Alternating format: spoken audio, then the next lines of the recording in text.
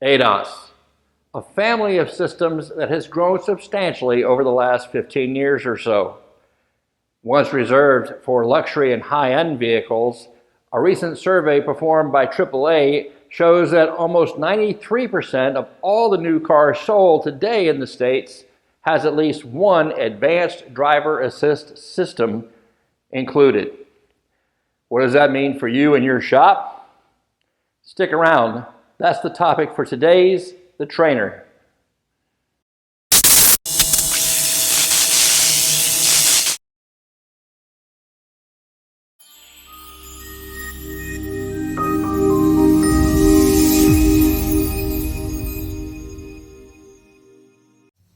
ADAS, or Advanced Driver Assistance Systems, is the blanket name for a variety of electronic convenience and safety systems found on many of today's cars. They include functions such as park assist, blind spot monitoring, active cruise control, forward collision avoidance, and many more. ADAS can be passive, providing a warning or some other form of alert to the driver, or active, where the system can actually take corrective action. All of these systems are designed with one goal in mind, and that's to improve occupant safety. According to the National Highway and Traffic Safety Administration, nearly 80% of all accidents in the United States that result in personal injury or death are caused by driver inattention. These advanced systems pretty much let the vehicle look after itself, with the occupants benefiting in the process. And it could be argued that these systems are also laying the foundation for the future of fully autonomous vehicles. How is this going to impact you and your shop? The short answer is this: whether you like it or not, you are in the ADAS business. A lot of the routine services that you're currently performing in your shop can impact how these systems work. It might help to think of it like this. The cameras and radar assemblies on these vehicles are literally the eyes of the car.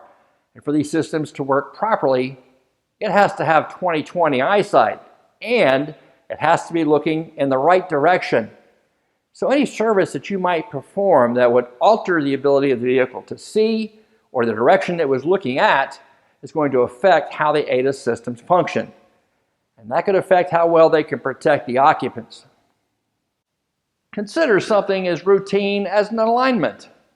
Ideally, the center line and the thrust line should be one and the same.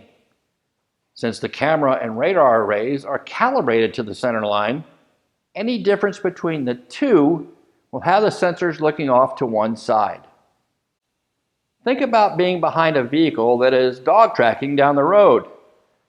It may be traveling straight in its lane, but it appears to be pointing to one side or the other. When the thrust line is not aligned with the center line, even by a small amount, the forward-facing camera will be looking in the direction of the thrust line and may see obstructions on the side of the road and think that they are in the vehicle's path, causing the lane departure system to apply the brakes or steering to avoid the obstacle. So how are you supposed to know what services or routine work are going to require some type of calibration procedure? If you have Mitchell ProDemand, you can find out there. ProDemand has an added tab under the OneSearch results page labeled Driver Assist ADAS.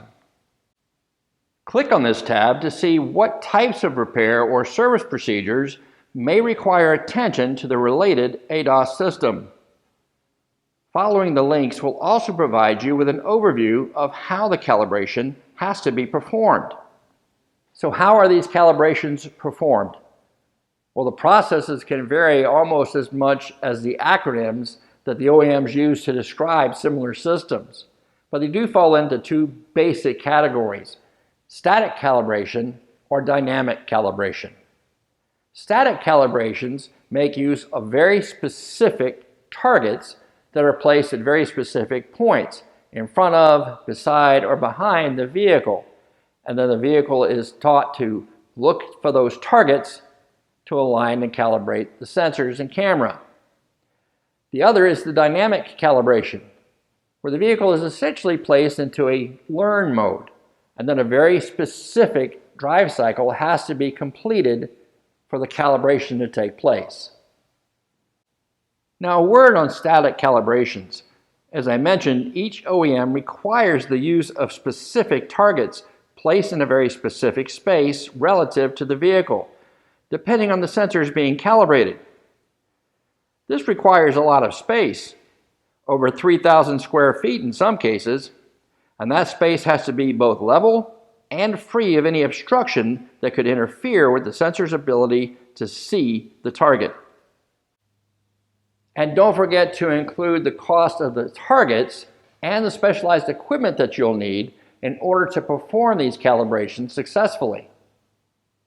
Dynamic calibrations don't require targets, but they do require very specific driving conditions in order for the calibration to be successful.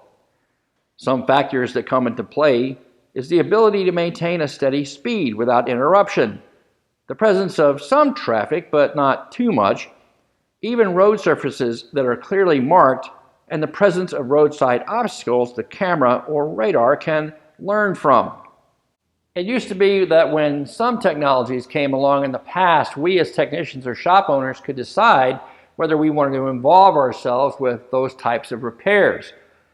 That's not true with ADAS. Any car that comes to you equipped with an ADAS system, and then you perform some type of even routine work or repair that's going to require a calibration, well, it's like I said at the beginning of the video, you're in the ADAS business whether you want to be or not. It's really a matter of how you want to approach it. Sublet it to a dealer, seek out a qualified mobile tech in your area, or decide to look at this as a potential business opportunity and invest the time and money necessary for the training and the equipment to learn how to perform these calibrations yourself. I mean, think about it. You could be the go-to guy in your market instead of the guy that has to go to. Thanks for watching.